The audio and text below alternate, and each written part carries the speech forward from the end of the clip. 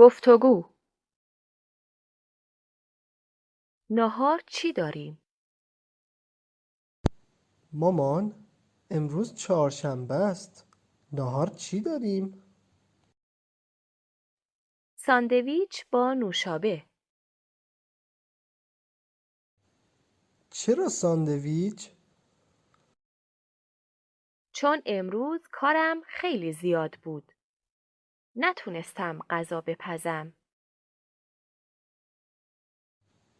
من ساندویچ مرغ دوست دارم. خب، من هم ساندویچ مرغ گرفتم. گفتگو. مگه چیه؟ مواظب باش. مگه چیه؟